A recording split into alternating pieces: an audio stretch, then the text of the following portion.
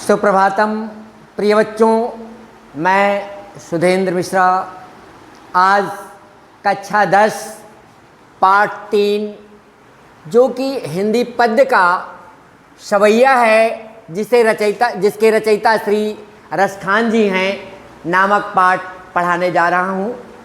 आप लोग इस पाठ को पढ़ने से पूर्व इसके रचयिता श्री रसखान जी की संक्षिप्त जीवनी अवश्य समझ लें। रसखान सगुण काव्यधारा की कृष्ण भक्ति शाखा के कवि थे, अर्थात ये कृष्ण भक्ति शाखा के कवि थे। हमारे यहाँ दो प्रकार की भक्ति शाखा है, राम भक्ति शाखा और कृष्ण भक्ति शाखा। तो ये कृष्ण भक्ति शाखा के प्रमुख कवि हैं। इनका नाम सैयद इब्राहिम था।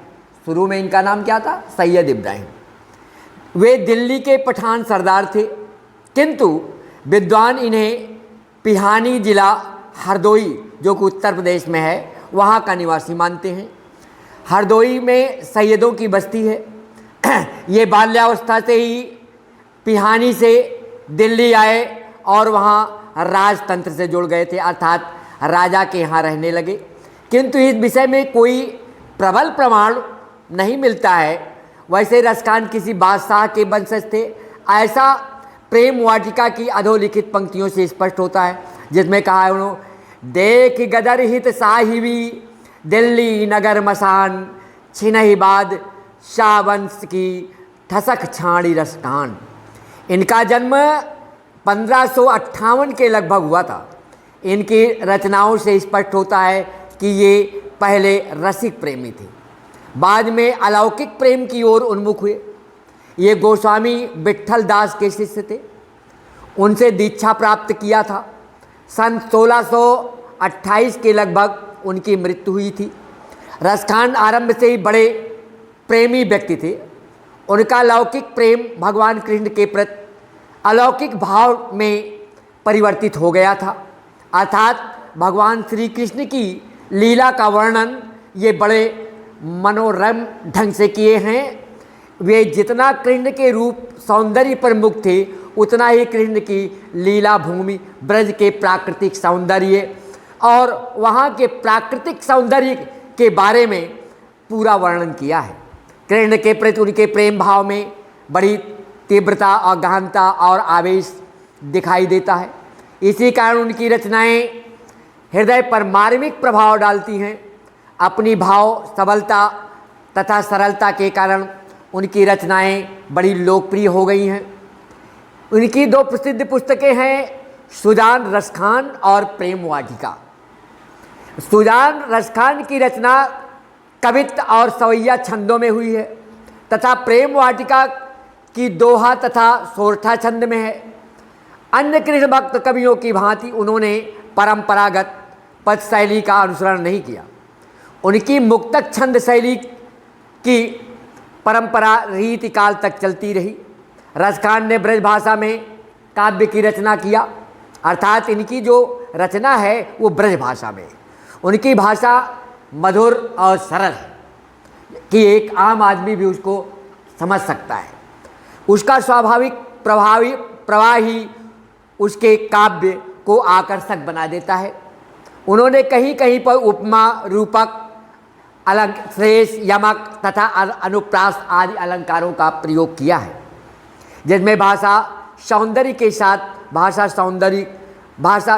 साथ भाषा भाव सौंदर्य को भी दिखाया गया है। कृष्ण भक्त कवियों में रसखान का काव्य सबसे अधिक सरस और भावपूर्ण है। वे वास्तव में रस के खान थे, इसीलिए इनका नाम रसखान रखा गया। इनको रसखान की उपाधि मिली। इनके द्वारा मुखरित काव्य पंक्तियाँ सभी दृष्टियों में इन मुसलमान हरि जनन पे कोटिक हिंदुन वारिष्ठ, ये भारतेंद्र जी ने इनके बारे में लिखा है। वास्तव में रसखान जैसा मुसलमान भावुक भक्त कवि अन्य नहीं हुआ, अर्थात जिस प्रकार से इन्होंने भगवान श्री कृष्ण की अनन्य भक्ति की है, वैसा अन्य कोई मुसलमान जो है भक्त नहीं हुआ। मुस्लिम भक्त में रसखान का नाम सर्वश्रेष्ठ है। तो बच्चों आइए हम रसखान के द्वारा रचित सवैया पढ़ते हैं, जिसमें रसखान जी ने विभिन्न योनियों में जन्म लेकर भी पहले में रसखान जी ने अपने बारे में ये कहा है कि अगर मैं कहीं पर जन्म लूँ तो कहाँ लूँ और कैसा वहाँ का वातावरण हो और किस प्रकार की वेशभूषा हो आदि का वर्णन इसमें करते हैं।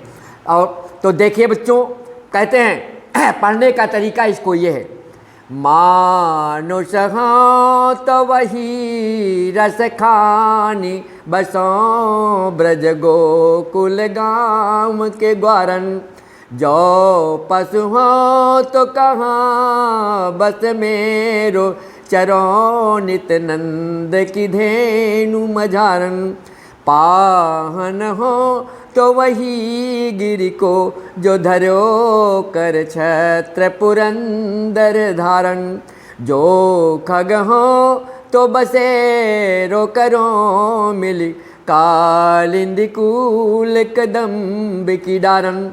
इस प्रस्तुत पद्य में रसखान जी ने कृष्ण की अनंत भक्ति के रूप में कहते हैं कि हे प्रभु अगर मैं मनुष्य बनूं, अब रसखान जी कहते हैं कि हे प्रभु अगर मैं मनुष्य बनूं तो बसों ब्रज गोकुल गांव के ग्वारन, तो ब्रज में गोकुल गांव में ग्वाल बालों के बीच में बसूं, वहां मेरा निवास हो। और जो पशु हो, अगर पशु बनूं तो कहाँ बस मेरा बसेरा कहाँ हो, चरो नित नंद की धेनु मझारन, तो मैं नंद जी की गायों के बीच मतलब चरा करूं, अर्थात नंद की गायों के बीच में चरने का मुझे मौका मिले, अवसर प्राप्त हो। अपाहन हो तो वही गिर को, अगर हे प्रभु मैं पत्थर बन जाऊं तो उसी गिर का पत्थर बनूं जिसको भगवान श्री कृष्ण ने अपनी अंगुलियों पर उठा लिया था। छत्र पुरंदर धारण, भगवान श्री कृष्ण ने उसे अपनी अंगुलियों पर धारण किया था। आप लोगों को याद होगा एक बार इंद्र ने बहुत बड़ी मतलब जो अपनी शक्ति का प्रयोग किया और पूरे ब्रज को डुबो देना चाहा। उस समय गोकुलवासियों ने भगवान श्री कृष्ण की प्रार्थना किया कि हे कन्हैया क्या हम लोग डूब कर मर जाएंगे। उस समय भगवान श्री कृष्ण ने ब्रजवासियों को बचाने के लिए मतलब उस गिरि पर्वत को मतलब जो है अपनी अंगुलियों पर उठा लिया था। उसी के बारे में रसखान जी कह रहे हैं कि अगर मैं पत्थर बनूं तो उसी पहाड़ का पत्थर बनूं जिसे जो है भगवान श्री कृष्ण ने अपने अंगुलियों पर उठा लिया था। और जो खग हो तो बसेर करो मिली कालिंदी कूल कदम्ब की डारन, अगर मैं पक्षी बनूं तो बसेरा कहाँ करूं, कालिंदी माने यमुना के किनारे जो कदम की डारे हैं उस पर जो है पक्षियों के साथ मिल करके बसेरा करूं, ये उनकी अभिलाषा है। हाँ तो बच्चों फिर दूसरी में एक गोपिका जो है नंद के घर जाती है और वहाँ का मतलब सौंदर्य देख करके आती है और दूसरी गोपी से उसका वर्णन करती है। तो देखिए किस प्रकार से वर्णन उसका करती है, इस मतलब पद से देखिए। आज गई हुति भोर ही हों रसखान रई वही नंद के भव नहीं, वाह को जियो जुग लाख करोर जसोमति को सुख जात कहो नहीं, तेल लगाई के अंजन भौ है बनाई दित नहीं, जय डारी हमें निहारत वारत जो पुचकारत छो नहीं। प्रस्तुत पद में गोपी कहती है कि हे सखी आज मैं सुबह ही नंद जी के भवन में गई हुई थी और प्रेम में वहाँ के प्रेम में डूब गई, उसको अर्थात उस भवन को देख करके मैं प्रेम में डूब गई। वाह को जियो जुग लाख करोड़, उनका वो जो है छोरा लाख करोड़ वर्ष जिए, जसोमति को सुख जात कहे उन्हें। अरे यशोदा माँ का को जो सुख उससे प्राप्त हो रहा है उसके बारे में तो कुछ बताते हुए नहीं बनता है, अर्थात उसका वर्णन करते हुए नहीं बन रहा है कि क्या कैसे उसका वर्णन करूं। तेल लगाई लगाई के अंजन, भगवान श्री कृष्ण को माँ यशोदा तेल लगा लगा करके लगाती हैं और फिर इसके बाद अंजन लगाती हैं आँखों में और उनकी भौहें बनाती हैं और उनको एक डिटौने में काला सा टीका लगा देती है। औरतें जो है अक्सर मतलब जब बच्चे को तेल लगा देती हैं तो उनके मस्तक पर एक काला टीका लगा देती है ताकि टोना टपार न लगे। डारी हमेलन हार निहारत, उनके गले में हार डाल करके अपने आप को उन पर न्यौछावर कर दे रही हैं। तो फिर उसके बाद तीसरे में देखिए, धूरी भरे अति शोभित श्याम जी, तैसी बनी सिर सुंदर चोटी, खेलत खात फिरे अंगना, पग पैजन बाजत पीरी कछोटी, वाह छवि को रत खानी बिलोकत, वारत काम कला निज कोटि, काग के भाग बड़े सजनी, हरि हाथ तो ले गयो माखन रोटी। प्रस्तुत पद में गोपी कहती है कि हे सखी, धूल भरे अति शोभित श्याम जी, भगवान श्री कृष्ण जब धूल में लिपटे हुए हैं तो और भी सुंदर लग रहे हैं और उस पर उनकी जो चोटी बनी हुई है वो अत्यंत ही शोभायमान हो रही है, बहुत ही सुंदर लग रही है। खेलत खात फिरें अंगना, खेलते हुए खाते हुए आंगन में चलते हैं तो पग पैजनी बाजत पीरी कछटी, और उनके पैरों की जो पैजनियाँ है वो बजती है और उनकी करधन जो है वो लटकती रहती है। वह छवि को रसखान बिलोकर, रसखान जी कहते हैं कहती है कि उस छवि को देख करके, उस समय की उनकी सुंदरता को देख करके, वारत काम कला निज कोटि, उस कामदेव अपनी करोड़ों मतलब कलाओं को न्यौछावर कर देते हैं। वो सुंदरता है भगवान श्री कृष्ण की, उस पर कामदेव अपनी करोड़ों जो है कलाएं जो उनकी हैं उसको भी न्यौछावर कर देते हैं। काग के भाग बड़े सजनी, कहती है सखी, कौवे का भाग्य तो इतना अच्छा है कि जो कि भगवान के हाथ से लेकर के माखन रोटी चला गया। मैं समझती हूँ उसकी भाग्य कितनी अच्छी है कि जो भगवान के हाथों से वो माखन और रोटी खा रहा है। देखिए फिर उसके बाद, जा दिन ते वह नंद कछोरा, वाह बन धेनु चराई गयो है, मोहनितान गोधन गावत, बेनु बजाई रिझाई गयो है, वाह दिन से ओ कछुटो नो सो कहे, रसकान हिये मैं समाई गयो है, को बुन काहू की कानी करे, सिगरो ब्रज बीर बिकाई गयो है। इस प्रस्तुत पद में एक गोपी जो है दूसरी गोपी से कहती है कि भगवान श्री कृष्ण के प्रभाव के बारे में पूरा वर्णन कर रही है कि कितना प्रभाव उनका हो गया है कि जा दिन ते वह नंद का छोरा, जिस दिन से वह नंद का छोरा अर्थात नंद का बेटा वन धेनु चराई गए, इस वन में अब गायों को चरा करके गया है। मोहन तान गोधन गावत, मोहनी अपनी तान के द्वारा अब गायों को चराते हुए और बांसुरी को बजा करके रिझा दिया है और प्रसन्न कर दिया है। उस दिन से जैसे हम लोगों पर कोई टोना सा हो गया है।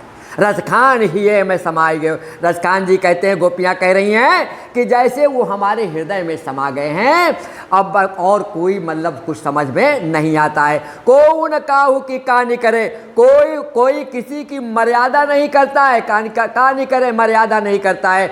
सगरो ब्रज वीर बिकाई गयो, सारा का सारा ब्रज के जितने वीर हैं वो सब जैसे बिक गए हैं अर्थात उसके अधीन हो गए हैं।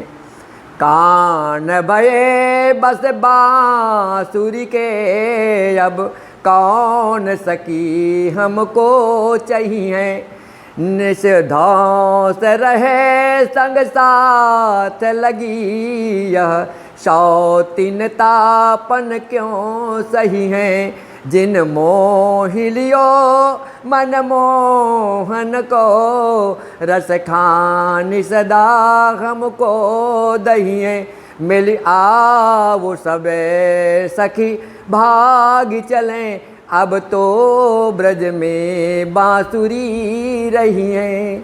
प्रस्तुत पद में एक सखी दूसरी सखी से कहती है कि हे सखी, ये भगवान श्री कृष्ण जो है कान्हा बांसुरी के बस में हो गए हैं, अर्थात ये तो मेरी सौतन बन चुकी है। अब जो है मतलब जो हमारा कोई चाहने वाला नहीं है।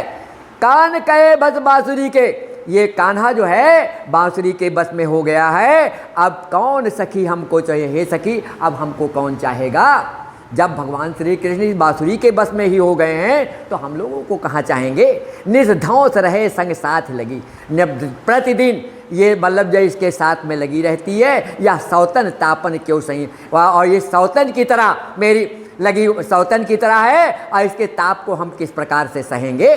जिन मोह जियो लियो मन मोहन को, जिसने मनमोहन को अर्थात भगवान श्री कृष्ण का मन मोह लिया, अर्थात अपने बस में कर लिया। रसखान जी कहते हैं कि सदा हमको सदा ही दाहती ही रहेगी, अर्थात परेशानी ही करती रहेगी। इसलिए हे सखी, मिल आओ सब सखी भाग चलें, आओ हम सब मिल करके यहाँ से भाग चलें। अब तो ब्रज में ये बांसुरी ही निवास करेगी, अर्थात ये भगवान श्री कृष्ण के साथ यही बांसुरी रहेगी, हम लोगों को कोई मतलब जब जगह नहीं मिलेगी। मोर पखा सिर ऊपर राखियों, गुंज की माल गरे पहिरोंगी, ओढ़ी पीताम्बर ले लकुटी बन, गोधन ग्वारन संग फिरोंगी, भाव तो ही मेरो रस खान सो तेरे कहे, सब स्वांग करोगी, या मुरली मुरली धर की, अधरान धुरी धरी अधरान धरोगी। सारी गोपियाँ कृष्ण का वेश धारण कर अभिनय करना चाहती हैं, अर्थात कृष्ण का वेश धारण करके अब जो है वो नाटक क्या करना चाहती हैं। वो कहती हैं कि हे सखी, मोर पखा सिर ऊपर रखियो, मोर का पंखा अपने सिर पर लगा करके रखूंगी। जैसे भगवान श्री कृष्ण मोर का पंखा लगा करके रखते हैं, उसी प्रकार से हम लोग भी मोर का पंखा लगा करके सिर पर मतलब रखेंगे। गुंज की फूप माला, गुंज की माला गले में पहनेंगे। जैसे भगवान श्री कृष्ण गुंज की माला पहनते थे, वैसे हम लोग गुंज की माला पहनेंगे। ओढ़ पीताम्बर ले लो, पीताम्बर ओढ़ करके और लाठी ले करके, और गायों को चराती हुई गोधन ग्वाल बालों के साथ हम लोग भी फिरेंगी। भाव तो वो ही मेरो रसखान, रसगार जी कहते वही हम लोगों को भी अच्छा लगेगा। सो तेरे कहें सब स्वांग, और तुम्हारे कहने से हर स्वांग करेंगे, हर बात तुम्हारे कहने से ही करेंगे। या मुरली मुरलीधर की, ये मुरली जो है मुरलीधर की है, अधर माने अधरान धरी अधरान धरोंगी। ये मुरली को हम लेकिन हम लोग अपने ओंठों पर नहीं लगाएंगे। जो मुरली भगवान श्री कृष्ण को अपने बस में कर लिए है, ऐसे इस मुरली को हम लोग अपने ओंठों से कभी नहीं लगाएंगे, क्योंकि इसी ने उनको अपने उसमें कर लिया था। इस अर्थात हम लोग इस मुरली को अपने अधरों पर नहीं रखेंगे। पहले तो बच्चों ये पाठ जो है तुम्हारा पूरा हो गया। यदि इसमें तुम्हें किसी प्रकार की समस्या होगी तो हमारे विद्यालय के व्हाट्सएप नंबर 85 76 87 93 75 पर संपर्क स्थापित कर लीजिएगा। Thank you to all of you very much.